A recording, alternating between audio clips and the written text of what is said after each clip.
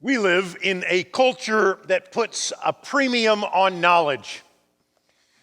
We value classes and scores and credentials and certificates and degrees. We want people who know things. And rightly so. If someone's going to work on your car, you want them to be certified. If someone's going to be your doctor, you want them to be competent, know which organs do what and how they relate and how to fix them. That knowledge is important.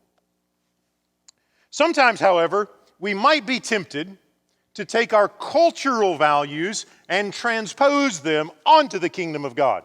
And when we take the cultural value of knowledge and transpose that onto the kingdom, we find perhaps that the values of the kingdom work a little bit differently than the ones we've sort of brought along from our culture.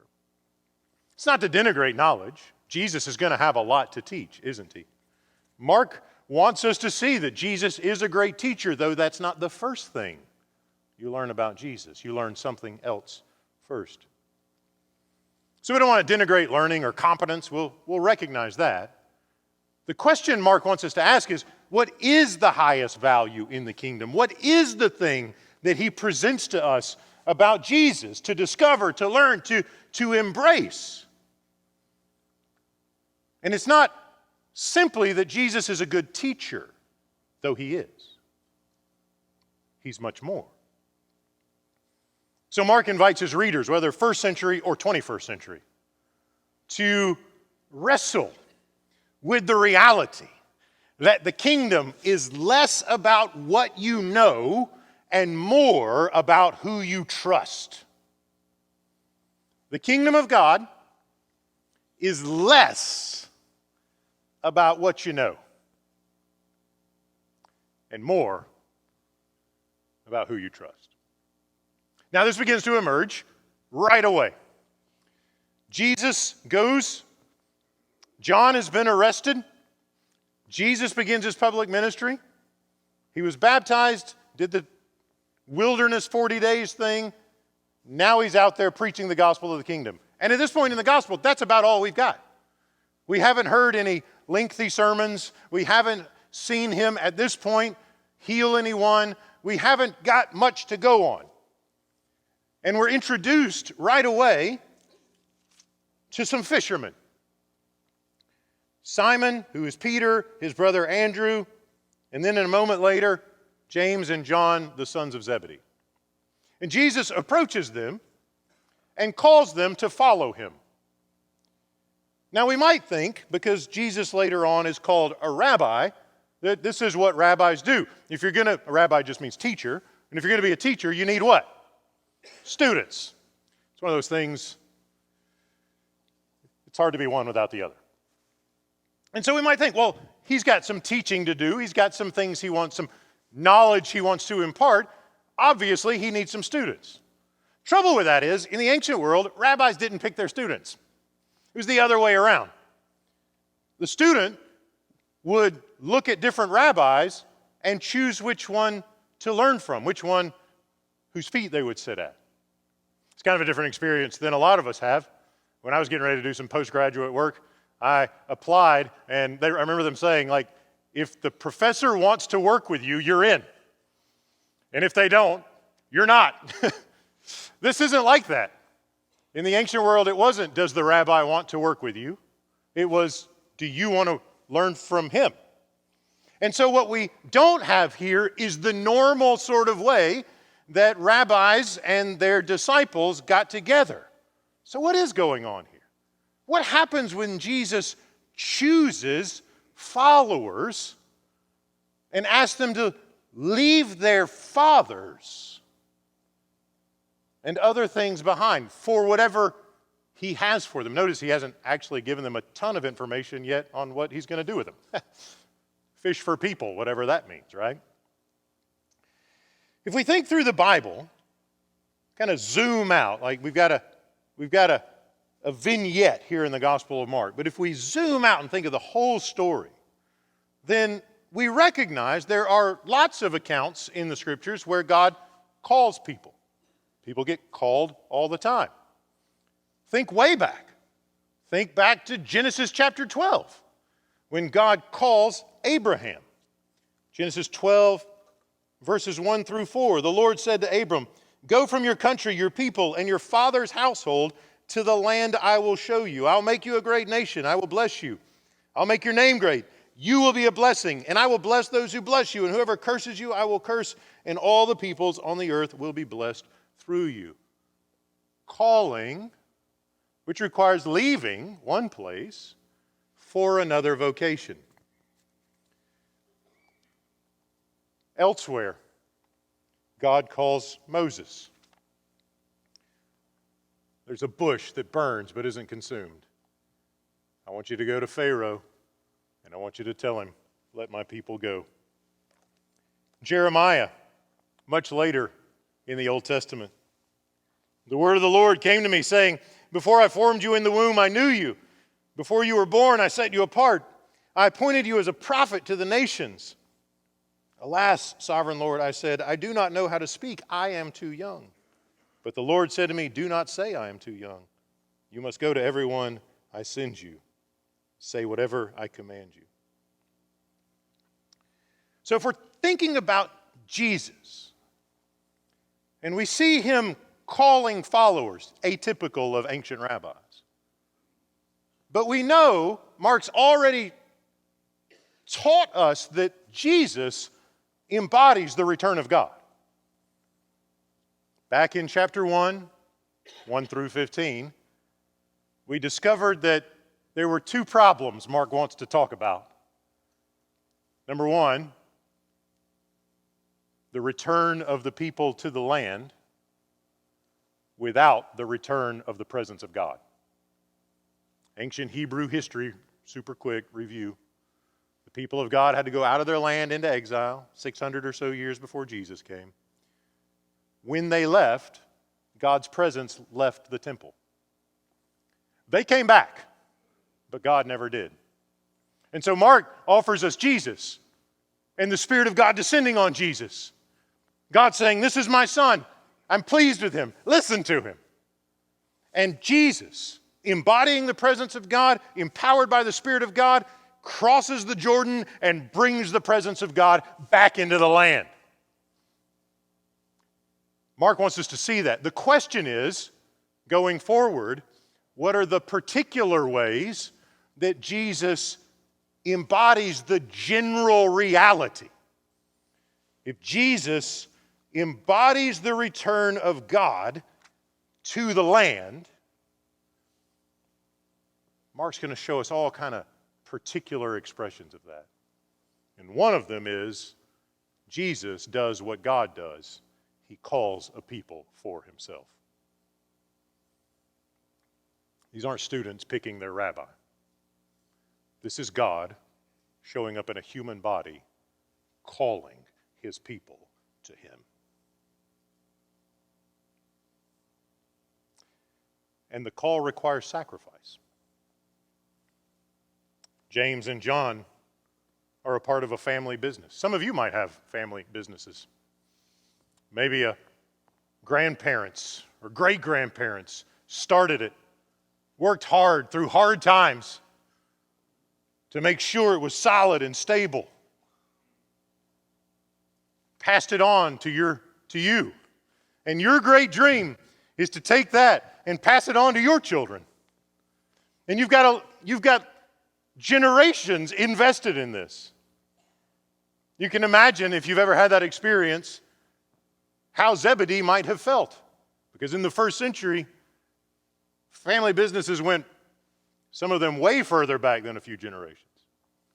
How long had these guys, this family, Zebedee and his sons, grandfathers, great-grandfathers, great-great-great-great-great-grandfathers, fished on these shores? Long time. And now these sons, James and John, are said to leave their father in the boat with the hired men. Strong enough business to hire some men, apparently. There was something to pass on. And they left. They walked away. And Mark presents us first with a trustworthy Lord who embodies the presence of God, and second, with an example of how to respond to him. When he calls, there is nothing so precious that it should stand between him and the ones he chooses to go with him. It's helpful also to notice the sorts of people that are chosen. Later on, when Jesus is teaching, people remark how he is a better teacher than some of the other folks they've heard. You might think the folks who were schooled in Israel's scriptures would be the ones Jesus picks. You might think that he would go looking for the clergy or the credentialed or somebody who's got a certificate or at least got a good test score. But he goes down to the side of the lake, to the shore, to the sea, and calls day laborers. Great guys, I'm sure, but they weren't super high on the ladder of the ancient social world. But again, when we think about the story in the perspective of the whole Bible, then we remember God called Abraham, who was an idol worshiper when God got a hold of him, living outside the land. Moses was a murderer when God got a hold of him. And you remember Jeremiah was complaining about being too young. They won't take me seriously. So whether it's Old Testament or New Testament, God seems to have a habit of choosing unlikely people. Unqualified people, even. Jesus will qualify his folks as the story progresses. The whole thing is built around the presentation of a person, Jesus, who is worthy of your trust. After the disciples walk away from the family business to follow Jesus, we hear something about his teaching. And it's impressive. It's striking. People notice it. They're surprised by it. They're taken. Have you heard this guy? He's better than you know who. Think if that passage had come before the calling passage. Just run a little experiment. If the order had come differently in the paragraphs, before Jesus called the disciples, if we'd heard something of his teaching, that would frame things up a lot differently, wouldn't it? If we'd heard that he was an amazing teacher and that he was way better than the alternatives, and then he calls the disciples, you might think, well, they're going because they got something to learn. The emphasis is on the instruction.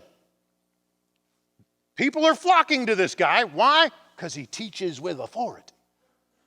He knows what he's talking about. It's fresh, it's thoughtful, it's rigorous, it's strong. It's accompanied by signs of power. But we don't get that first, do we? Why? Because the point isn't primarily the education they're going to get. That matters. And the church historically has been deeply committed to education, and we've got Christian education and all the stuff. But the context of the learning is the trust you put in the Savior. Kingdom is less about what you know and more about who you trust. So Mark says, let me show you what it looks like to trust him. To walk away from your livelihood and follow someone you may not have heard before. But when he calls, you go. We'll get to what he teaches in a minute. It's important. But the values of the kingdom start with trusting Jesus. You trust him, and he'll teach you. But he's more than a teacher. He's more than a teacher. We get a contrast between the knowledge of the demons and the knowledge of the disciples and others. The crowds who hear Jesus teach in the synagogue are asking, "Who is this?" The demons he casts out of the guy are saying, "We know you." That's a contrast. It's a little bit different. The demons know who he is. You might even say they believe in him in a certain way. If you were to ask one of them, "You believe in Jesus?" "Well, he just casted us out of the guy, so yeah, sure." But there's a difference between knowing him and knowing about his power and even believing in it and trusting him. 1860, there was a guy named Charles Blondin who is famous for tight roping across Niagara Falls. If you've ever been there, you're probably impressed. If you haven't been there, you've heard of it, you're probably still impressed. He does it not once, not twice, not 3 times, but 4 times the guy tight ropes across Niagara Falls. Seems generally unwise to me, but he was into it apparently. After the 4th time, he goes up to the crowd because people have shown up to watch the guy die.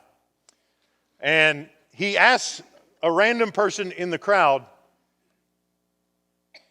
"Will you let me carry you across?" He'd already done it with a wheelbarrow. Where he came up with that, I don't know. And somebody else on his back. So 1 time with a wheelbarrow, 1 time with a guy on his back, twice by himself. The guy in the crowd says, "I'll pass, thanks very much."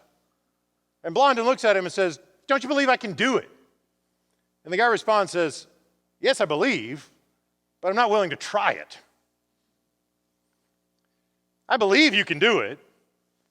I don't trust you to carry me."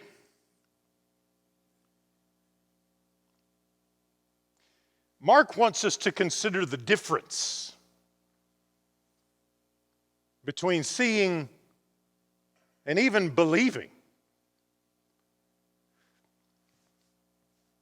and trusting and surrendering. The demons could say every word of the creed we just said together. That doesn't mean the creed's bad. It's good. We say it that's why we say it a lot. Because it forms us. It teaches our muscles to move with a declaration of the Christian faith on our lips.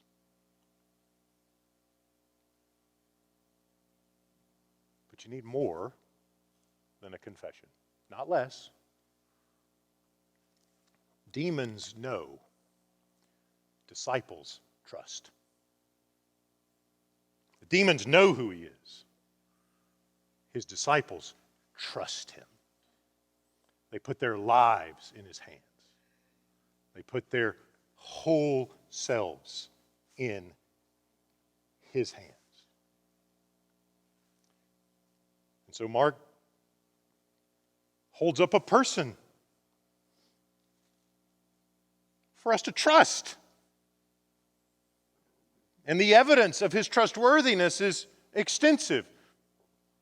Notice the way the signs and wonders offer credibility to his teaching. Wow, this guy's an incredible teacher. Did you see what he just did? Wow, a new teaching and with authority. There's a relationship there. His authority, his ability to do surprising things, heal people, cast out demons, all that sort of thing, substantiates. It's evidence for his trustworthiness, his teaching, his identity. You can trust what he says. You can trust him as a person. Why? Because of the way God works through him. There's kind of an increasing intensity. We get the demon confrontation thing. We've talked about that. The next one is Simon's mother-in-law, Peter's mother-in-law. They go to the house. She's sick. Jesus heals her. She gets up. They keep going, and eventually a guy with leprosy shows up. If you don't know what leprosy is, think like skin rotting on your body, basically. It's like skin, lesions, and like bad stuff. And people with leprosy weren't supposed to be around other people. So this guy is taking a risk just showing up. Remember, Mark is offering us the person of Jesus as one who's credible and trustworthy. Typically, if you're running around the first century and someone with leprosy comes up, skin disease, unclean, if they touch you, you join them in their uncleannesses. Get out of town, get outside, get away from everybody. Social ostracization, all the stuff. It's different with Jesus. The guy shows up, Lord, if you are willing, you can heal me. The National Version said Jesus was indignant, which is curious. I looked, there was a footnote that said the manuscripts, you got all these different manuscripts of the Bible, say compassionate. That makes more sense. His heart's filled with compassion, and he touches the man. Now, if you're around and you're watching this as an observer, you're thinking, what is he doing? Like, we got a ministry to run here. He's getting way more popular. People are showing up. Print some more connection cards. And he touches, like, is he going to touch the guy? And then, like, we'll have to put it on hold. He's going on sabbaticals. He's got to go outside the city. Like, what's he doing? You can imagine the disciples and the PR folks like, come on. And Jesus touches the man. And he doesn't get infected. Instead, when things and people that are unclean touch Jesus, they don't impact him. He transforms them. It works the other way. And Mark says, that's why you can trust him.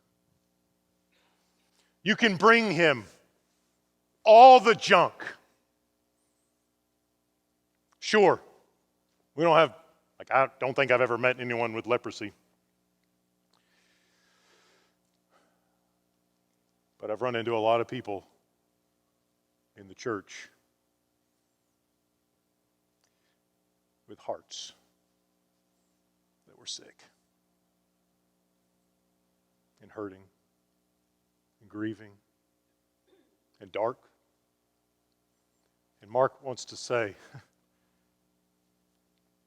if he can transform that life, he can transform yours. And that's not a lecture. It's not a test score.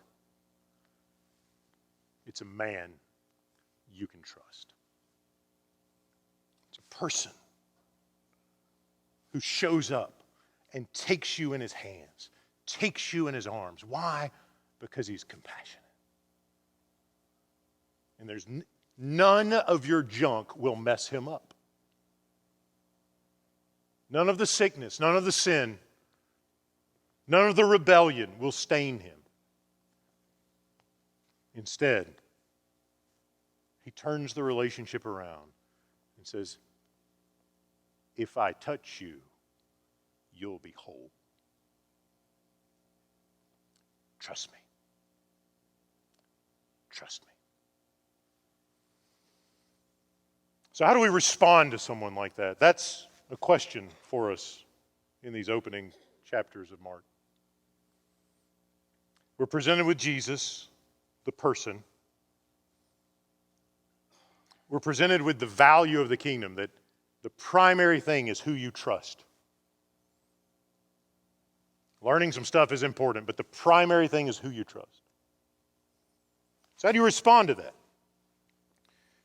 And the answer for Mark, and you see this in the disciples, is an increasing commitment, increasing sacrifice, increasing saying no to me, saying yes to him. They left their father's boat. They've traveled with him. And later on, he's going to ask them to do even more things, hard things. And through the disciples, you don't get it all in one passage, but you see the beginnings of it here, and we'll see how it plays out in Mark. This is why we just read the whole thing, because if you don't read the whole thing, you'll miss how the parts fit together. You'll see how he invites them first to follow, brings them into a group of peers, and then later he'll send them out. He'll invite them to serve the kingdom in certain ways. And as we think about that in relation to the life of the church, the question then becomes, so what does an increasing commitment to Jesus look like in our lives, in our shared life, in the life of Christ Church Birmingham? What does an increasing commitment to Jesus look like? And maybe we can think about it this way. So the most basic thing we do, I think, is what we're doing right now. Is that fair? Like, number one, like most people experience the church for the first time in worship. Sometimes somebody will get in a group or they'll go on a mission trip, but generally, step one, following Jesus with Christ Church Birmingham is what? You gather to worship, right? And when people join the church, we ask them, if you're going to join the church, come to church. In fact, every time I meet with the foundations folks, you guys who are in there now, you'll hear this in week 7. I always say, we'll talk about the membership vows, and I always say, if you're not going to come, don't join. People always laugh a little bit, but it seems perfectly sensible to me. Like why stand up and say, I'll be there, and then never come? Right? It makes no sense. So like the basic thing, and it's what? An hour and a half on Sundays? Once a week, an hour and a half. Sometimes in my 20 or so years of ministry, people have complained about the length of my sermons. Surprise. And I get the whole thing, like the mind can absorb what the seat endures and the whole things and all that. But I'm always thinking, I was like, like the hour, we call it the hour. And I just can't help but think, and I don't want this to come across the wrong way, but I can't help but think, like, if Jesus isn't worth an hour and 15 minutes, one day a week, we have deeper problems than the length of the sermon. Like, there's more going on here, isn't there? Like, there's hour and 15 minutes, let's call it an hour and a half. Let's say you show up for Sunday school and you're here for 2 hours, 2.5 hours on Sunday, one day a week. Like, that's a commitment, but it certainly isn't the most robust commitment, is it? So let's call that step one. We'll say worship, step one. That's like bare minimum commitment. If I'm going to be a follower of Jesus, I'm going to worship him with the church once a week. That's the beginning. Okay? Worship. What do you do next? What does an increasing commitment look like? Well, Jesus took these guys and did what with them? He made a small group. See where we're going with this. Next step is connect with a group. Whether it's Wednesday night, Monday morning, Sunday school, there's a little bit more of a commitment there, isn't there? I got to get up there or get out of the house not once a week, but twice a week. And if I commit to a group, then Tuesday afternoon or evening before I go to sleep, I might have to carve out some time to read the stuff they asked us to read, and I said I would. And so there's a little bit more commitment there. And then I got to show up, and chances are the group leader is going to ask a question, and I don't have to say something, but I might, there's conversation. And chances are somebody's going to ask me to pray for them. Not in public necessarily, but we do the prayer request thing. And so I'm going to, when I get home Wednesday night or Thursday morning, I'm going to need to pray for the people in my group. And if there's trouble, or if one of their children is making bad decisions and they want us to pray for them, and we're going to have to carry them, we're going to have to be with them, and maybe we grab coffee on Friday so that I can care for them. Like, when you get into people's lives, there's what? There's an increasing commitment to Jesus and his church, isn't there? So what does an increasing commitment look like at Christ Church? We start with We continue with connecting with a group. And we connect with people, and we connect with people deeply. And we carry them, and they carry us when we need them to. I see some heads nodding because you know how important this is. You know how important it is.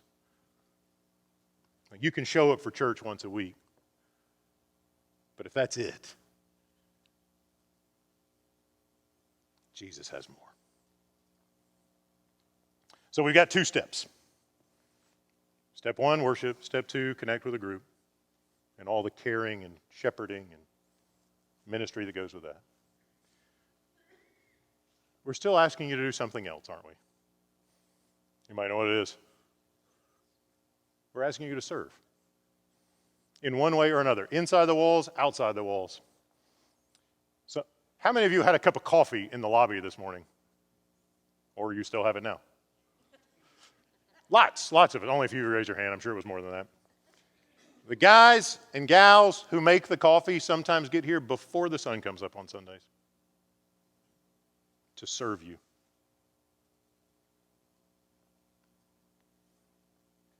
Ushers, tech team, musicians, coffee makers, nursery. There's an increasing commitment there, isn't there? All right, I'm going to show up once a week. Okay, I'm going to go to a group, but I get some benefit from the group because, well, they're looking after me too. All right. I'm going to get up early once a month and go serve. There's more self-denial in that, isn't there? There's an increasing commitment to Jesus. So, and then maybe the Lord wants me to go on that mission trip. Maybe the Lord wants me to make a commitment to serve at Oak Mountain Mission every week.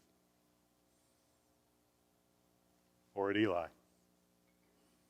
Or somewhere else. But Mark invites us to consider, what does an increasing commitment to Jesus and his kingdom look like in your church? Now you might think, that's great. It's not really very original, and that's fine. Here's my next question. What if those 3 things, what were they again? Worship, connect, serve. Good. If you can't remember 3 words, I can't help you. What if those imperatives shape my weekly rhythms? Would it draw me near to Jesus? Would habitual, increasing commitment to the Lord draw me closer to him?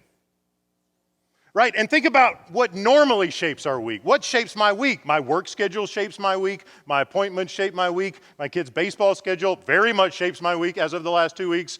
Like, there's all kinds of stuff, and we get pulled in, and we become subjected to these other things, and all that's important, and it matters. The question is, what governs my week? Is it the craziness of, well, you got to take one to that park and I'll take the other one to this park? Or is it, we're going to start the week worshiping the Lord. And then we're going to connect with other believers for formation and care. And then we're going to say no to ourselves and go serve somewhere. What if all of us conceived of our weeks in those rhythms? What do you think would happen to Christ Church Birmingham if those 3 words, those 3 commitments, those, let's call them practices, if that governed our shared life?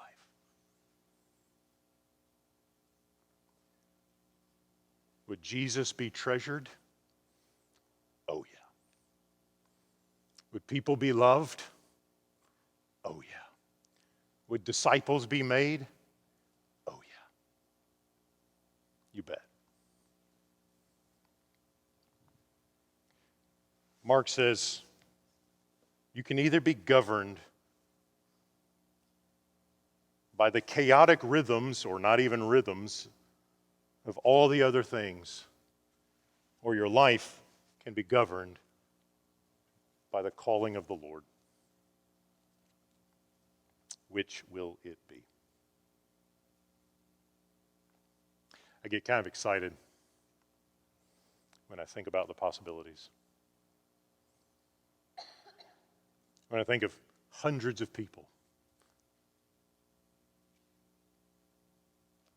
worship center, sanctuary, saying, we want to be the people who order our lives on a path of discipleship that will draw us nearer to Jesus, nearer to one another, and serve the world for His glory.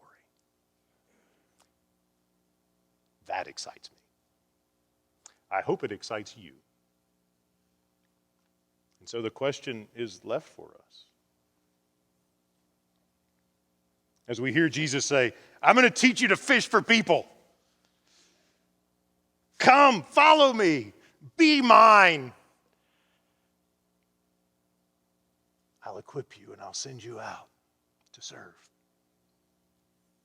I got to bring you together first. I got to gather you. But I'll put you in a position to change the world. And He did. And He's still doing it. The calling that Simon and Andrew and James and John received on that day in the first century is our calling. Come, follow me. I'll teach you how to fish. I'll teach you how to bless the nations.